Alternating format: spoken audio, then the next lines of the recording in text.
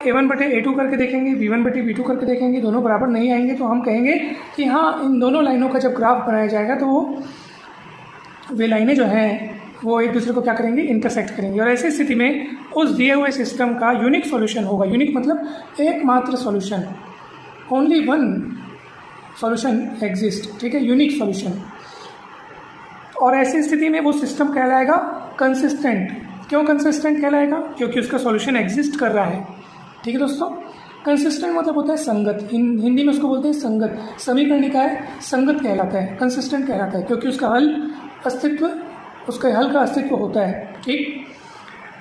वो दोनों लाइनें, ठीक है, जो इन समीकरणों द्वारा व्यक्त की जाएंगी, प्रदर्शित की जाएंगी, वे दोनों लाइनें अगर मान लो कोइंसिडेंट होती है, ठीक है, तो अवश्य ही ये शर्त लागू होगी। या इसका कन्वर्स भी आप अगर सोचोगे तो वो भी सत्य है। हमने यहाँ पे इफ इतना करके लिखा है, यानी कि अगर मान लीजिए आपको A1/A2, B1/B2 और C1/C2 अगर आपको दिखाई दे रहा है, ठीक, ये वाली शर्त अगर आपको दिखाई दे रहा है, तो वो दोनों लाइनें क्या होंगी, संपाती होंगी, यानी कि कोइंसिडेंट होंगी। यानी एक के ऊपर एक आपको दिखाई देगा, ये ऐसे एक के ऊपर एक दिखाई देगा। और ये पहले वाले केस में इंटरसेक्ट होते हुए नजर आएगा। एक पॉइंट पर देखो, एक ओनली वन पॉइंट। ऑब्वियसली बात है, अगर वो इंटरसेक्ट कर रहा है तो सिर्फ एक पॉइंट पे कट करेगा।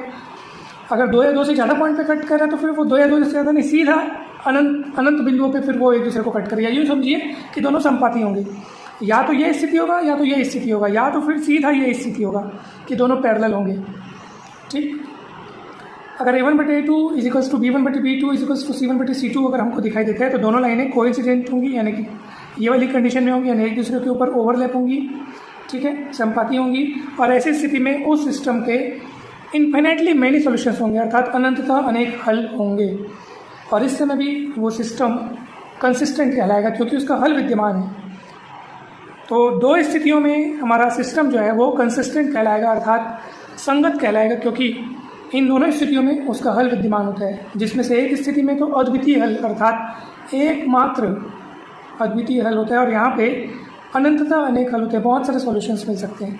तो दोनों ही स्थितियों में हमको सॉल्यूशन मिल रहा है, इसलिए दोनों स्थितियों में वो सिस्टम कंसिस्टेंट कहलाएगा। और तीसरी स्थिति क्या है कि यदि आपको A1/A2 = B1/B2 लेकिन ये बराबर न हो अगर C1/C2 के, ठीक है, ये दोनों आपस में बराबर हों किंतु इनके बराबर अगर C1/C2 न हो, तो ऐसी स्थिति में हमको पैरेलल लाइन मिलती है। अर्थात जब ये दोनों इक्वेशंस का जब आप ग्राफ बनाएंगे स्ट्रेट लाइन के रूप में, जब आपको इनके ग्राफ मिलेंगे, तो अगर ये वाली कंडीशन अगर आपको दिखाई देती तो ऐसी स्थिति में दोनों लाइनें एक दूसरे के समांतर होंगी, अर्थात पैरेलल होंगी, ठीक है। और अब देखो पैरेलल है मतलब दोनों एक दूसरे को कहीं इंटरसेक्ट नहीं कर रही हैं, इसलिए इनका कोई सॉल्यूशन विद्यमान नहीं होगा, नो सॉल्यूशन।